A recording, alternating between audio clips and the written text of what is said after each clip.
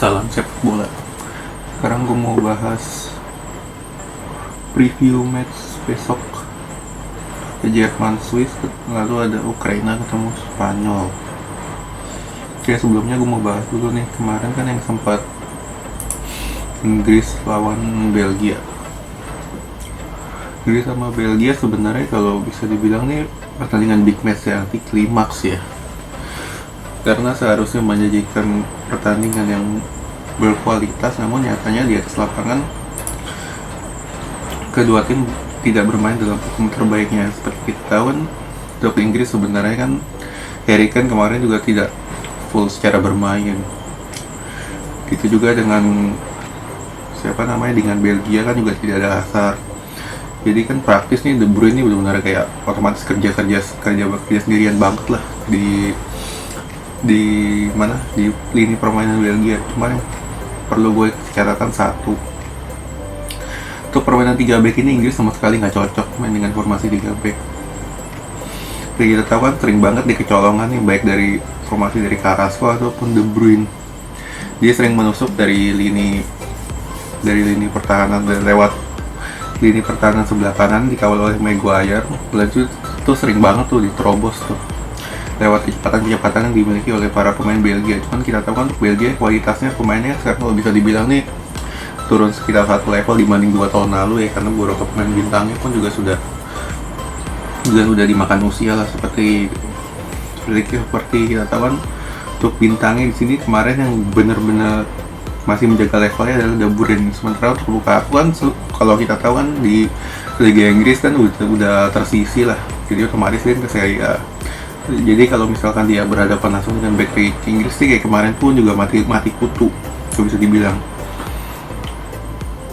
Terus untuk pemain-pemain dari Inggris sendiri yang gue perlu kasih catatan seperti biasa, yaitu di lini pertahanan yang dikawal oleh Eric Dier kemarin. Sedangkan untuk Eric Dier kan kalau bisa dibilang tuh kayak dia ngasih giveaway banget ke penalti itu. Sebenarnya kalau untuk dari sisi shooting sendiri kemarin kan benar-benar udah pas one-on-one dengan kiper kan, seharusnya itu nggak perlu sih dikasih penalti itu untuk si Eric Dier itu, karena dia seharusnya kan hanya cukup menutup ruang geraknya, namun tidak perlu untuk kayak ngasih penalti. Itu tuh salah satu ciri khas pemain mediocre begitu tuh. Jadi dia benar-benar cuman kayak asal sengkat aja, jadi otomatis ya giveaway lah penalti untuk Belgia. Sama juga nih untuk dari Inggris juga sebenarnya kemarin penampilannya untuk lini serangnya pun sama sekali nggak optimal ya. Yang paling bagus sih Trippier kemarin, cuman dia crossing gitu terus. Dan tuh Rashford juga lebih otomatis menusuk ke tengah sendirian. Tuh Calvert-Lewin seperti gue bilang kan dia nggak kelihatan kan kemarin. Karena apa? Karena bola atasnya belum terjagain nih. Kan untuk back-backnya sendiri kan ada Den Hayer, Alderweireld, Boyata ini kan bisa bilang back IPL kan, kalau levelnya sih masih mediocre ya, cuma selevel lah sama Calvert-Lewin. Jadi mereka tuh benar-benar jagain banget bola atasnya. Jadi untuk bola bawahnya sengaja dikasih bebas, Calvert-Lewin kan nggak bisa ngapa-ngapain. Itu terbukti juga tuh kalau misalnya Calvert-Lewin kalau yang bisa orang bilang levelnya bagus, nyatanya kan sesuai yang gue prediksi kan masih belum lah untuk dia. Terus untuk gol Inggris sih kemarin kalau bisa gue bilang sih sebenarnya paling banter pun itu seri ya. Jadi yang satu gol terakhir itu kalau bisa bilang gol giveaway juga sebenarnya, karena kan Simon nendang tuh. Itu kalau nggak bener defleksi itu gue rasa juga nggak masuk. Di hoki aja jadi bisa masuk 2-1. Jadi secara overall sih untuk penampilan Inggris kemarin sih sama sekali nggak bagus lah kalau dibandingkan dengan yang kemarin misalkan 2018 aja itu masih jauh banget levelnya. Untuk Belgia pun juga sama. Oke, sekarang gue mau bahas review aja lah, dengan review singkat tuh. Mau bahas review aja nih pertandingan antara Jerman ketemu Swiss. Jerman ketemu Swiss sih sebenarnya peluangnya kalau bisa dibilang untuk Jerman kan sekarang sama sekali mereka tuh benar-benar kesulitan untuk mencetak gol ya. Apalagi kalau kita tahu untuk pertahanan yang jelek kayak Ukraina pun mereka nggak bisa ngapa-ngapain, apalagi nanti Swiss yang memiliki pertahanan lebih bagus, dan itu penyerangannya pun lebih bagus dibanding Ukraina. Dan itu tuh kelemahan di Jerman untuk saat ini kan mereka di level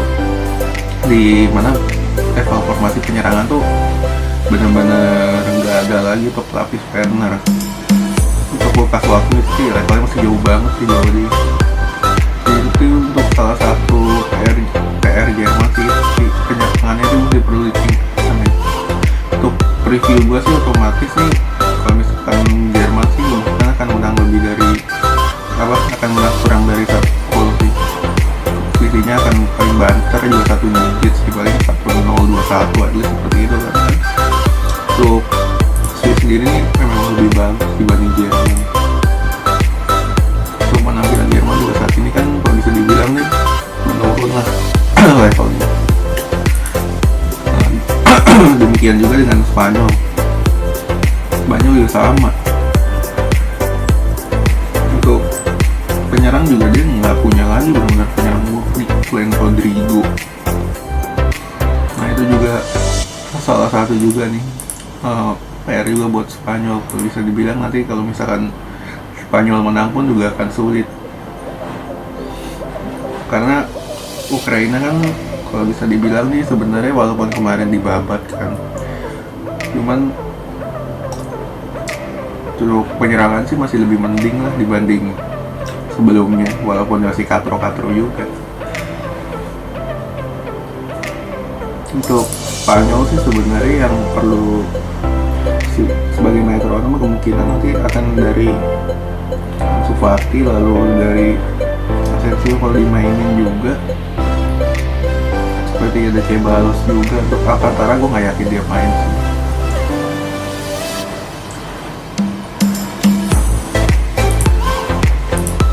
Salah satu kelemahan dari Ukraina sebenarnya kan kalau bisa dibilang kan dia kan terlalu formasi kan sudah memasang satu jangkar tuh, itu yang otomatis perlu dimanfaatkan juga oleh Spanyol untuk melakukan direct pass dengan memasukkan salah satu pemain yang cepat untuk penutup paling tengah yang nanti akan bertugas mengobrak-abrik dari si jangkar itu. Nah dari jangkar itu kan otomatis kan nanti ada dari dua wingback Spanyol yang maju, nah itu kan bisa dimanfaatkan peluang juga nanti. Untuk